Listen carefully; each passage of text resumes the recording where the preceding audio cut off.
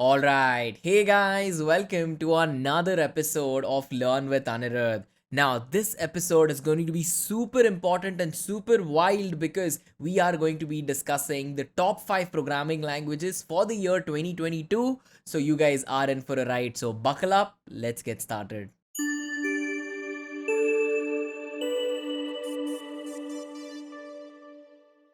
So, coming to the fifth language on our list, we have Kotlin. Now, I'm very sure that a lot of you all here might have heard of Kotlin. It came out in the year 2016 and it made a lot of headlines because if you're a person who uses Android phones or if you're a person who's developing apps for Android, you have to understand that previously Java was really the mainstream way to go about creating these apps. And when this was released in 2016, by the team at Google, it was considered to be a proper replacement for Java. Now, Java is one of the biggest programming languages in the world today, and to be a replacement for that, well, Kotlin has to really pull its weight. And the best part here is that you have already used apps that are built using Kotlin. Think about Zomato, think about Netflix, Pinterest, Evernote, Airbnb, and even a popular app such as Tinder has been built using Kotlin. So I'm very sure you guys must be excited to go about learning Kotlin. Well, you should be excited for all the right reasons because as per Google,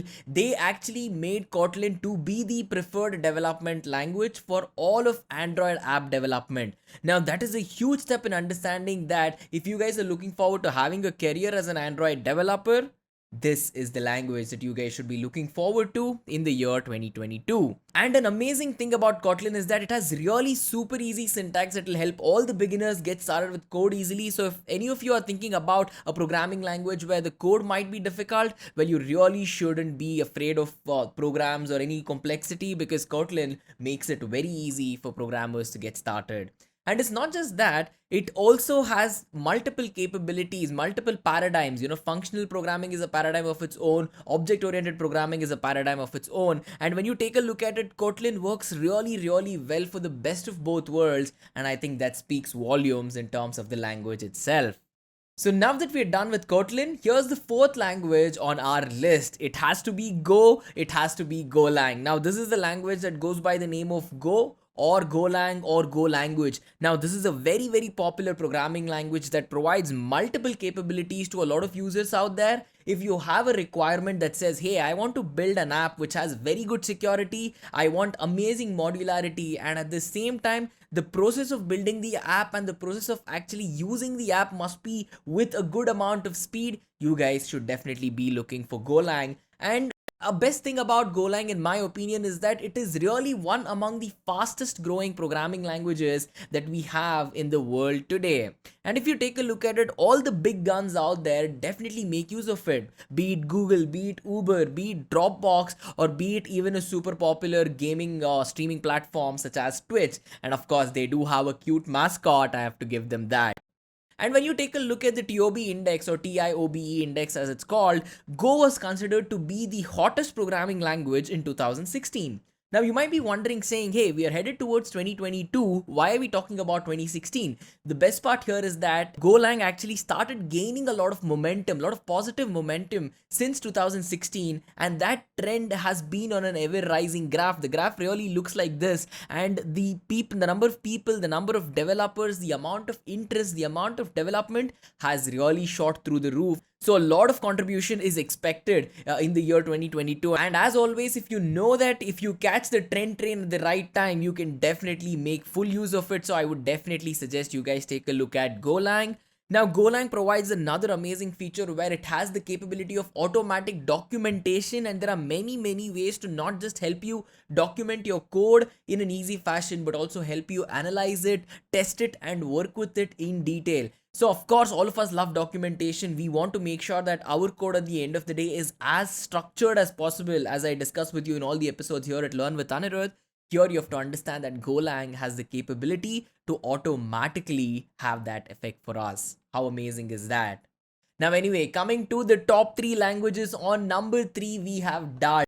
Dart has to be a super popular programming language. I believe it definitely deserves its place here in this list. It is a language that was released in 2013. Again, another programming language that has come out from the brilliant minds at Google. And the best part here is that it doesn't look to replace Java. It is considered to be exponentially better than Java by many of the developers around the world. See, Java is not an open source programming language. There has to be multiple licensing issues and all of that goes on. But Dart is considered to be better than Java, and the best part here is that it is open source as well. So why do we prefer open source programming languages? Open source languages are never prone to any sort of stagnation that might come along if you have proprietary software, because here there will be community who not just learning the language, but they're actively contributing back into developing the language. So throughout its lifetime, as you might have seen with many languages, open source languages tend to be super vibrant, always happening, very good community base, very good user base, and the applications that come out of these open source languages have been nothing but amazing for the last couple of years, at least for me. So Dart is a language you guys definitely should consider. And if you're a beginner who's watching this episode, and if you're wondering which programming language should I learn first, well, here's a fun fact. Dart is considered to be one of the most popular first language choices because of its easy syntax, as I just mentioned, amazing community, and it has very, very good documentation to help you. This has been considered to be one of the best first languages to get started, and that, among many, many other reasons, is the reason why this has been put on our list. It finds itself to be extensively used in the case of Flutter mobile UI development. Flutter is another mobile development framework. It's amazing on its own, and Dart brings a lot of scalability to Flutter as well. So it is not just doing its own thing, it has the capability to reach into other frameworks and enhance the capability of those as well. So this definitely is a programming language you guys should be picking up on for the next year. Well, number 3 done. What do we have on number 2? On number 2, we have Python, ladies and gentlemen. Python, of course, has to be on this list regardless of what anyone might say. It is a programming language that has one of the fastest growing community of developers around the world.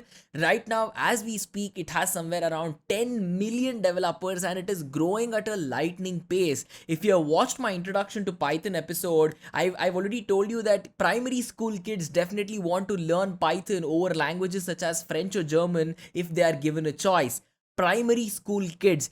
Think about the amount of things that they might have heard about the programming language which makes them want to learn about this. And if primary school kids are getting it right, there has to be something here.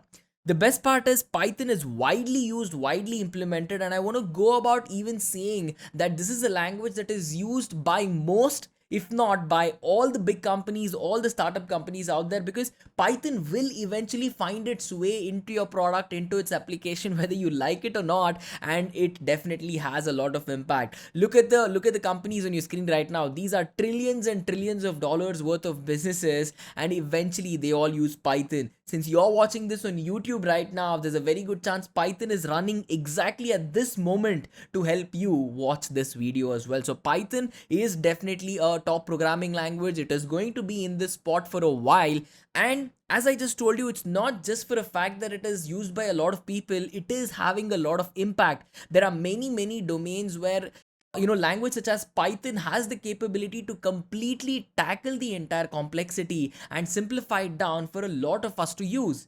Think about machine learning, AI, data science, software development, web development, mobile app development, system level scripting, game designing, big data handling. Python has libraries to handle all of this with ease, and it does such a good job at all of this. And again, if you watched the introduction to Python episode, you would already know this, but again, I thought it's very good that I should reiterate this for the people who might have not watched that episode. Well, with that, we have come to the number 1 programming language for the year 2022, and this has to be the most popular programming language right now. It is TypeScript. Well, TypeScript is again a language very similar to JavaScript. It came out in 2012 and it was developed by the brains at Microsoft. It is the 5th fastest growing programming language on the entirety of GitHub at the moment. And here is the best part. If you're a person who really loves working with JavaScript and all of its flavors, TypeScript is popular because of the fact that it brings about a major sense of similarity with its syntax and semantics, and most of it's working with respect to exactly what JavaScript does. JavaScript has its own advantages and disadvantages. It has many deficiencies through which you will not be able to build enterprise grade solutions or enterprise grade applications. And if you're a person saying, no, JavaScript is the best, this point is not correct, well, let me try to convince you about the existence of TypeScript. Because, see, with JavaScript, it's a dynamically typed programming language. Now with that, what happens is that if you have a variable and you start punching in values to that variable, it will consider it to be a number, it can consider it to be a string, it can consider it to be anything. Now this kind of the gray spot will not really work for enterprise grade applications, and this is what TypeScript actually fixes. TypeScript brings about a sense of strict typing, as in you will have all the data types to work with and you cannot go about confusing, or eventually, be it from your choice or from the programming language's choice, there will be a lot less confusion when it comes to working with data due to strict typing. And I think this kind of confusion reduction is one of the most primary reasons why people are picking up TypeScript. Of course, if we go into details, there's a lot more interesting fun facts about TypeScript, but this has to be a really good reason, because if you're looking to land a really big job at maybe these big Fortune 500 companies, most of them, again, if not all of them, are looking forward to hiring people who can work with TypeScript. So this is a language that you guys definitely should consider working with. And when you take a look at the Stack Overflow 2021 developer survey, this happens to be the third most loved programming language that is out there. I think over 85 or 89,000 developers took part in this survey. And if you take a look at it, majority of them absolutely love. The light blue color that you see is people who love these languages. The purple color that you see is people who dread these languages, that they don't like these languages. And in that case, I definitely would think that TypeScript is definitely a language that is loved by majority of the people. Now, if you closely observe that list, it is not sitting in the number one spot as per this survey. There is a programming language there called Rust. And you might be saying, hey Anirudh, why are you not discussing about Rust, considering that it is really a popular programming language? Well, ladies and gentlemen, we are actually not done with the list, because we do have a couple of honorable mentions that we should look at. And of course, as you guessed it, we have two languages that deserve a spot on this list of our top languages, and the first one has to be Rust. As I just told you, Rust is the Stack Overflow's most loved language, and this is not just for the year 2021. It has held this position for over 5 years, 5 continuous years in a row, and I think that speaks volumes about not just the capability of Rust, but its importance, its ability to create beautiful applications, and its impact is something that you should also take a look at. And in fact, Rust is actually a very good programming language for people who are looking forward to build their own game engines. And it's not just about gaming. There are a lot of people who actually use Rust. Think about Dropbox, think about Discord. Discord is again a very popular voice chat platform. You have Microsoft, and of course we have Coursera. Coursera is an amazing edtech company that we have today, and of course I absolutely love Coursera. I use Discord on a daily basis. Microsoft Dropbox, I'm sure you guys have heard of as well. So Rust finds itself in the peak usage of really big companies such as this, and there has to be good reasons for that. And it's not just Rust. I told you that we have two programming languages that deserve its spot in the honorable mentions. The next programming language we have is C Sharp. C Sharp, with its capabilities of .NET 6, is the newest baddest boy that we have in town here, because when you talk about using a C Sharp and of course the .NET architecture, with the rise of .NET 6 that we have, it has provided absolutely huge performance boost for C Sharp. There are millions of developers around the world right now making a jump from .NET 5 to .NET 6 and completely utilizing these potential. And of course, now they're providing native support for developing in terms of the Apple Silicon as well. And you should know this. If you're a person who really loves building Windows applications, you need to know that C# .NET is the most foundational, the most fundamental pillar there is for Windows app development, right? Now, if you're wondering about how good C# .NET is, let's consider the example of Blazor. Blazor is a tool through which you're going to be building very good interactive web UIs and all of that. And if you take a look at Node.js, Node.js handles somewhere around 660,000 requests per second. Okay, that seems like a very big number, but when you take a look at what .NET 6 can do, .NET 6 can handle 7 million requests every single second. I don't think there is any competition between 660,000 and over 7 million requests every single second. So considering just this statistic, .NET 6 is going to really blow up and it's going to grow amazingly well for the year 2022. And it's not just that. If you take a look at the entity framework core performance with .NET 5, it could handle somewhere around 160,000 requests per second. And this has been doubled in the case of .NET 6 because .NET 6 can handle somewhere over 315,000 requests per second. .NET 5, .NET 6. Ladies and gentlemen, the entire world or most of the world is still majorly using .NET 5 and everyone is right on the train right now to make a jump to .NET 6 and make use of this capability, because with this capability there is going to be fantastic applications, super powerful, super efficient applications that not just me and you but the entire world is looking forward to. So it deserves a spot on this list. And of course, I definitely know that you guys will have a question right now saying, okay, so we discussed somewhere around 5, 6 or 7 programming languages here. Which language should you pick for the next year?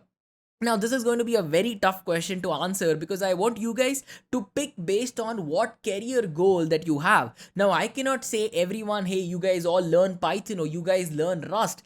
One solution will not fit all the problems here because you might have different career goals. Some of you all will be looking forward to becoming front-end developers, back-end developers, full-stack developers, mobile app developers. You would like to build desktop apps, you want to build games, or you want to work with machine learning, data science, deep learning, artificial intelligence and all of that. So based on what it is that you would want to do, I suggest you pick up the languages. Now you can use this list as a very good reference to understand where the world is going in the year 2022. But at the end of the day, to answer your question about which you should pick, I definitely suggest you find your favorite career path first and then eventually start working on picking up your language. So ladies and gentlemen, we have come to the end of this episode. So what did you think about this particular list?